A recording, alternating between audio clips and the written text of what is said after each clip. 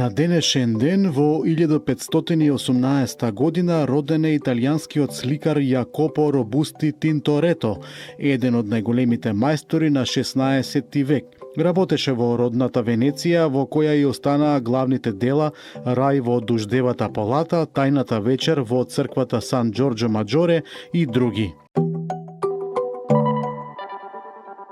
На овој ден во 1521 година турскиот султан Сулејман I го освои Белград по двомесечна опсада, пошто беше отворен патот за натамошни освојувачки походи на север.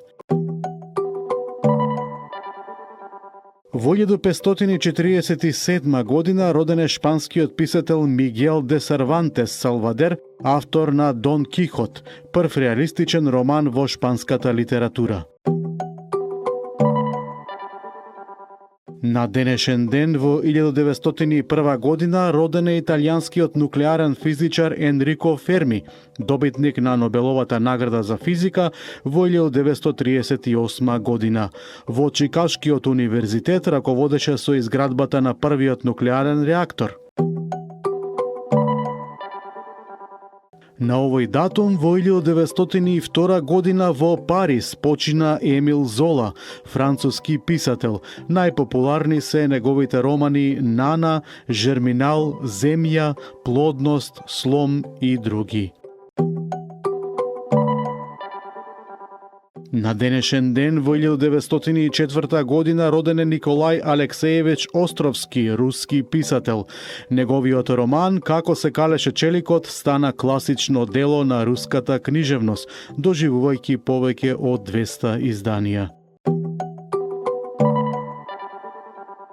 На овој ден во 1913 година од бродот кој пловеше од Антверпен до Лондон исчезна германскиот инженер Рудолф Дизел, кој го конструира првиот мотор со внатрешно согорување на принципот на самопалење.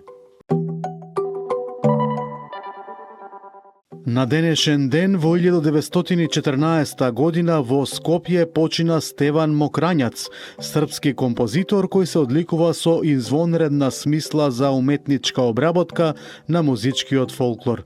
Негови најзначајни остварувања се Ракатки, 15 народни рапсодии со уметничка стилизација на македонски, босански и на српски мелодии.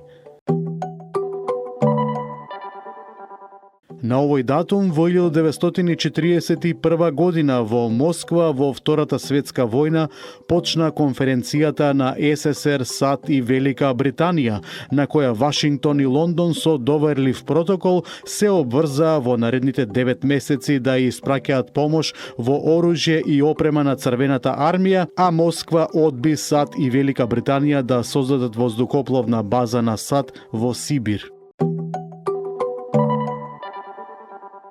На денешен ден во 1941 година во Баба Јара кај Киев германските фашистички сили во Втората светска војна го извршија масакрот врз евреите, во кој за 2 дена убија 33.771 цивилно лице.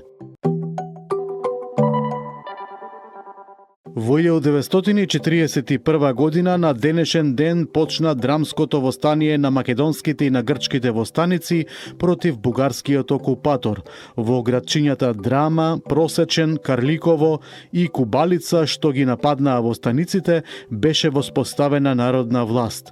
По жестоките борби, бугарската фашистичка војска го задуши востанието и беа превземени различни репресивни мерки низ целата територија во источната област на Егејска Македонија. На овој ден во 1993 година во Аруба, држава на Карипските острови, Република Македонија е примена за полноправен член на Интерпол, меѓународна организација на криминалистичките полиции. На денешен ден во 2006 година загинаа 155 луѓе кога патничкиот авион Боинг 737-800 на бразилската компанија Gol се урна во амазонската џунгла. Авионот леташе од Манаус во Бразилија кога се судри со мал приватен авион од типот Embraer.